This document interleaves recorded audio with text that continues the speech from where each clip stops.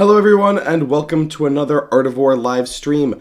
I am here to talk about Chaos Knights. Chaos Knights have just gotten their Warhammer community article from Games Workshop telling us all about the rules changes they're going to be experiencing in 10th edition. I am extremely hyped for this. Chaos Knights is my favorite Chaos army. It is about dang time that they showed their rules. Imperial Knights got first. That's just wrong. Frankly, we all know Chaos Knights are the best knight faction. So I am really excited for this one because, Chaos Knights are just so fun in 9th edition. I really want to see how they translate to 10th edition. Real quick, apologies for my voice. I am just recovering from a little bit of Nurgle's blessings, but I couldn't let anyone else take Chaos Knights. I had to come into the office to give these big boys their due.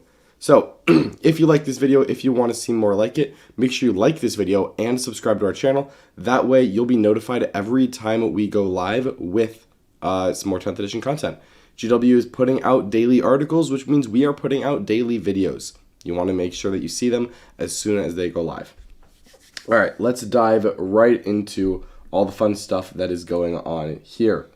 Alright, so, scrolling down, we start to just see some generic, fluff about Chaos Knights, some nice pretty pictures. I'm always happy to hear that. And we're going to start getting some faction rules now. So let's go ahead and get to these faction rules. They start by giving us the army rule for Chaos Knights, which is Harbingers of Dread.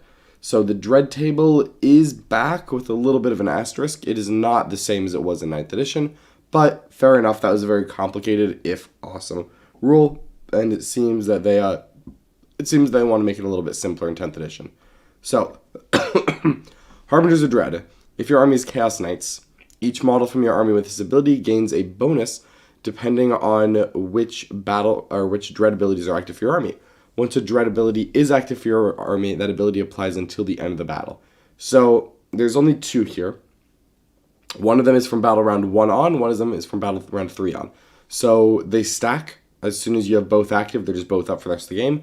And they're both 12-inch, the first is a 12-inch aura off of every Chaos Knight. So that is Despair, kind of similar to where we are right now. While an enemy unit is within 12 inches of this model, each time that enemy unit takes a Battle Shock or Leadership test, subtract 1 from that test. So just -1 to Battle Shock. Pretty generic, but also pretty useful. As we've seen more and more of these previews come out, it seems that there are more and more abilities that affect Battle Shock, and so just making people more likely to fail, making Battle Shock be a little more impactful, could be very relevant, and as we read the article, it sounds like Chaos Knights are going to have a lot of rules that key off of Battle Shock, so this is probably just a good generic thing to have. Battle round 3 onwards, sure enough, each time, so 2 effects are active from Battle round 3 onwards. Each time this model makes an attack, if the target is battle shocked, +1 to wound. So the army, battle round 3, 4, 5, is +1 to wound against battle shocked enemies. That means everyone who fails a test, you're just +1 to wound against them. That is massive value. You really want people to fail their tests. And then Doom and Darkness also says, each time an attack targets this model, if the attacking model's unit is battle shocked, subtract 1 from the hit roll. So if you're battle shocked, I'm +1 to wound you, and you're -1 to hit me. That's a great combo right there. It does mean that getting people to be battle shocked is very important. So I'm very glad that they've got Despair making battle shock tests a little less reliable to pass. That's going to help a lot, I think. Alright, so now we've got the Traitorous Lance, which is the detachment for Chaos Knights. So this is presumably the only detachment they have access to. I think every army's getting one. But this is the one that we have so far. And this is in the Battle Shock step of your opponent's command phase. If an enemy unit is below its starting strength, is in 12 inches of a Chaos Knight, that enemy unit must take a Battle Shock test. For the purpose of this ability, if a unit has a starting strength of 1, it is considered to be below its starting strength while it has lost 1 or more wounds. Okay, so they've already told us that Battle Shock is if you're below half strength, you take a Battle Shock test. Fair. Okay, we know that. Now this is if you're below starting strength. So if you have a 10-man squad and you kill 1, they now have to take Battle Shock tests as long as they're in 12 of a Chaos Knight. And because this is happening in the opponent's command phase, they don't get to move first. It's very easy for a Chaos Knight player to just end a move and try to get a War Dog within 12 inches of a couple different units and especially just look and say, all right, which units are slightly wounded? Let me just make sure I consolidate to get a War Dog within 12 inches of all these units. They're all taking Battle Shock tests. This means that a lot more enemy units are going to be taking Battle Shock tests than normally would be. So again, this is really nice here.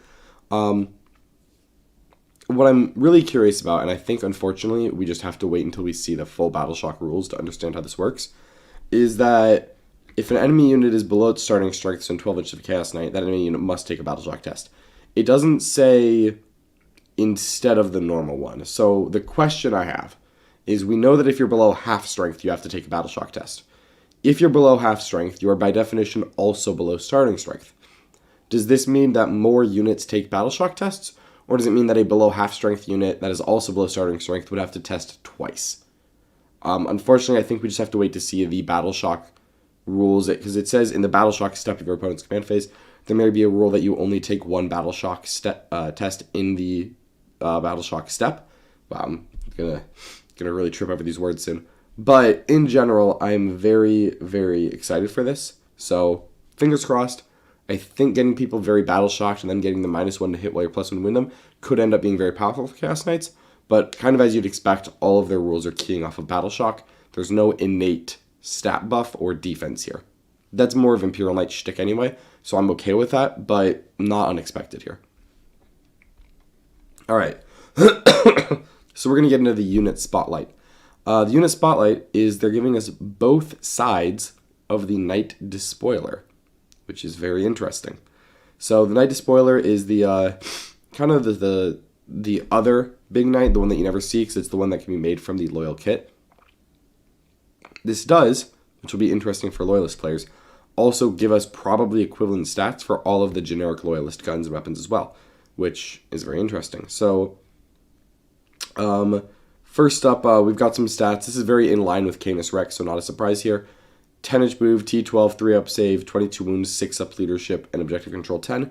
This is very, very in line with Canis Rex, so I'm totally fine with that. For those in the chat who say they want the Abominant, don't worry, I will scroll down to the Abominant very soon. So, let's go through the special rules first, and I want to talk a little bit about these weapons. Dread Dominions and Aura. While a friendly War Dog is within 9 inches of this model, each time that War Dog takes a Battle Shock test, add 1 to that test. So just +1 leadership for Battle Shock. That's probably pretty good. I think that the Loyal Armigers were leadership 7+, which isn't particularly great. So, were they 6-up or 7-up? I don't remember. I'd have to go back and check the Imperial Knight focus. Either way, nothing spectacular. So having this would be useful if Battle Shock is as prevalent and widespread as it's starting to look like it may be. So Dread Dominion seems a pretty good aura for just preserving some more dogs, keeping the battle effective. I like that. Then we've got Seething Hatred. Each time this model is selected to shoot or fight, you can reroll 1 hit roll or 1 wound roll when resolving those attacks. So just 1 free reroll, when you fight with this, but not on both the hit and the wound, just you have to choose one. So not too bad there. Just 1 free reroll. There's some pretty good guns. Of course, it degrades with 7 wounds left, loses some objective control and a hit roll, minus to hit. That's very reasonable. Let's actually look at some of these weapons. So the Demon Breath Thermal Cannon is interesting. 2d3 shots, ballistic skill 3+, strength 12, AP 4, damage d6, melt a 6. So when it gets within 12 inches, that'll be d6 plus 6 damage, which means that Demon Breath Thermal Cannon, when you get within 12, is a premium tank killing weapon. 2 failed saves, and again, AP 4 is going to pop basically anything, any vehicle in the game that we've seen so far, or has very good chances to. So that's very interesting. I like the Demon Breath Thermal Cannon. And of course, it's Blast, which I always appreciate.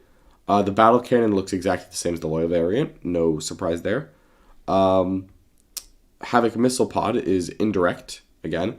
D6 plus 1 blast shots at strength 5 AP dash damage. Only damage 1. They show some stubbers, the top rocket pod. A lot of this is very much what you'd expect to see. Kind of funny note is that the Hellstorm autocannons, which is like the Icarus array, has anti-fly 2+, twin-linked, 3 shots, 7-1-2. Okay. So, pretty interesting to see the weapons here. They show us the melee weapons as well. Looks like the Chainsword is 4 attacks or 12 attacks, with its sweep always hitting on 3s, either strength 14, AP 4, damage 6. Very good tank killer there. Or sweeping at 12 attacks at 9, 3, 2, so very good. Then the Warpstrike Claw goes all the way up to strength 20, AP 3, but damage 8.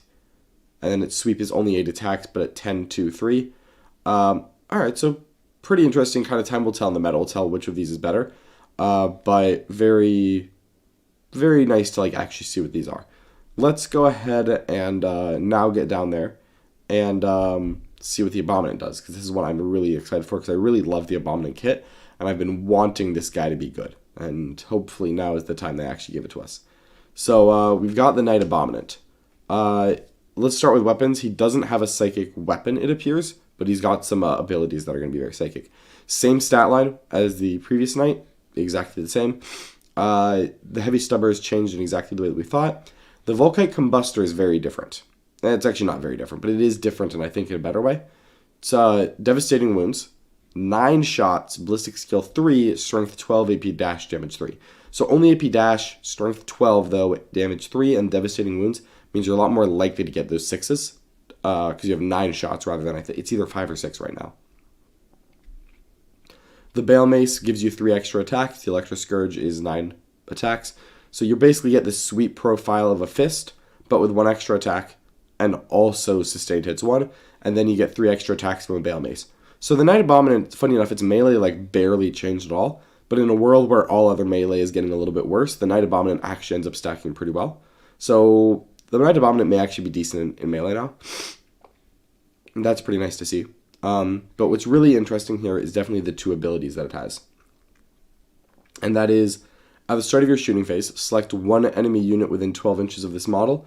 That enemy unit must take a Battle Shock test. Okay, so we're applying more Battle Shock tests. And this is great if you make a bunch of things take a Battle Shock test, find the important one that passed its Battle Shock test, run the Abominant up and say, take another one. And again, if you're within 12 of the Abominant, you're also going to be -1 to that Battle Shock test.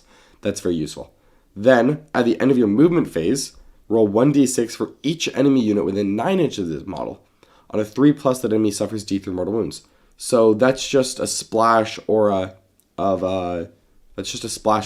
take a couple mortal wounds.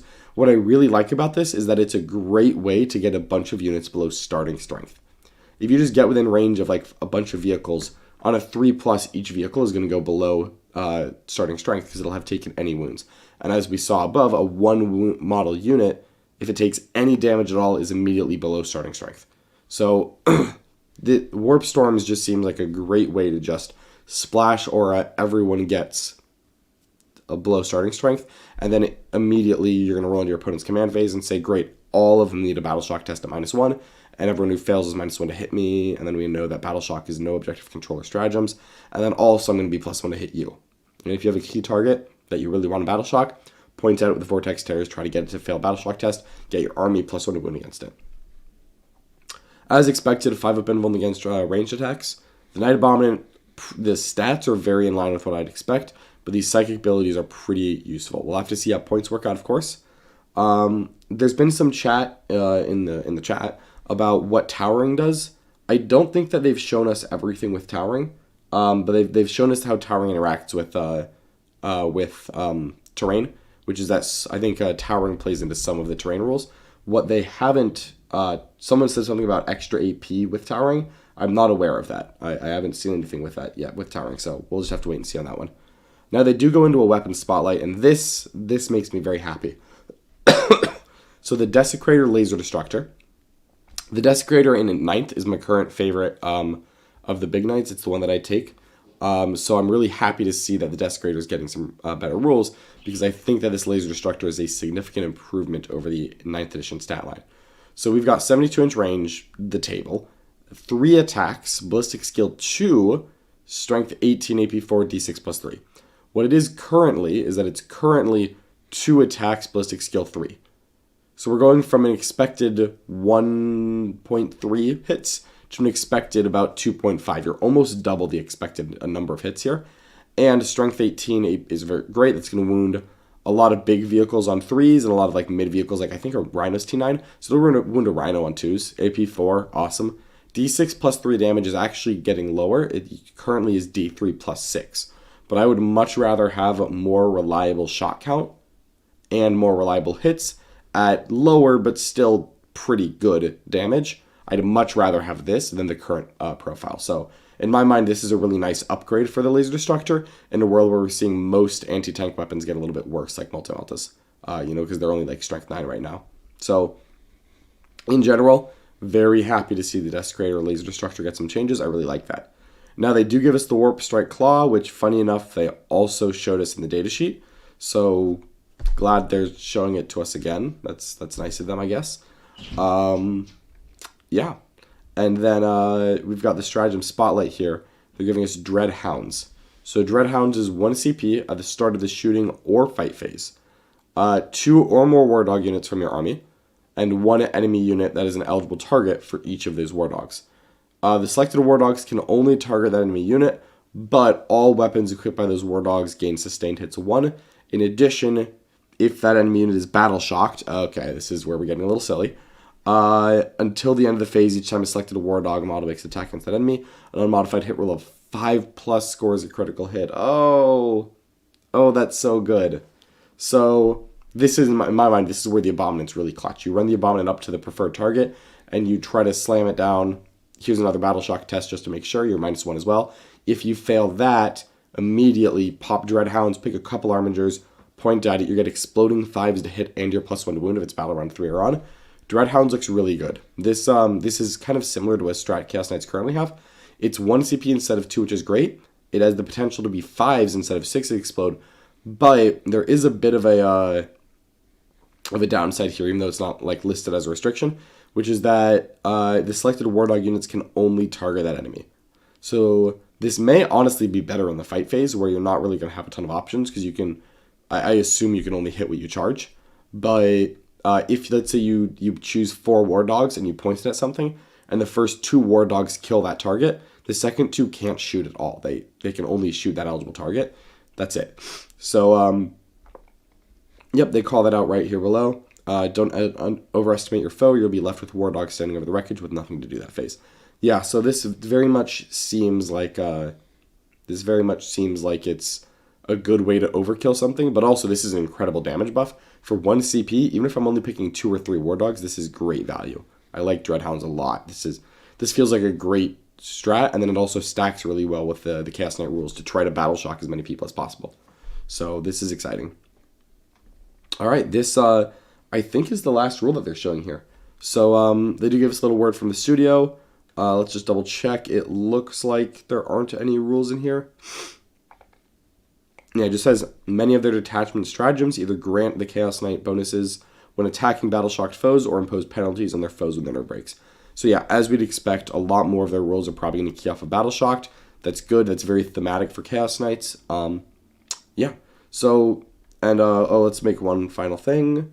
And okay, yep, that is that the next faction has been announced, so that's going to be Adeptus Custodes tomorrow. So stay tuned for an Adeptus Custodes preview tomorrow. So let's give just a quick recap on where we're at with Chaos Knights. I'm pretty pleased with this. They definitely kept the flavor of Chaos Knights intact, which always makes me happy. It seems like they're kind of keeping to the current status quo, where Imperial Knights have more just strict damage buffs, and also more strict defense buffs, but Chaos Knights have a lot of tricks, and are a lot more tricky and a little bit random sometimes, but still a lot trickier than Imperial Knights, at least on first read. We'll see how bondsman abilities and the rest of the stratagems, etc., for how both factions work out.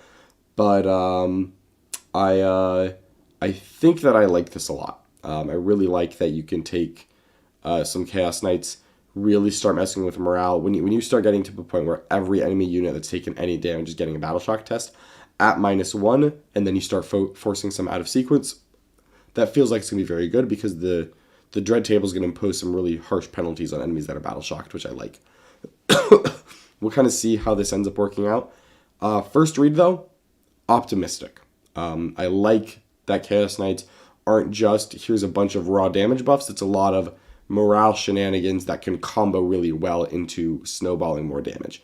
That's how Chaos Knights currently work, and I think that's very good. We'll see how they do into the more elite factions. Presumably Custodes are going to have a high objective, or leadership, I should say. But I guess we'll find out tomorrow. Overall, though, pretty optimistic about this for Chaos Knights. I think this shapes up well, this and the Imperial Knight preview. have me optimistic that I think both of these factions could be competitively viable in 10th, which hopefully neither of them are overbearing, hopefully neither of them are bad.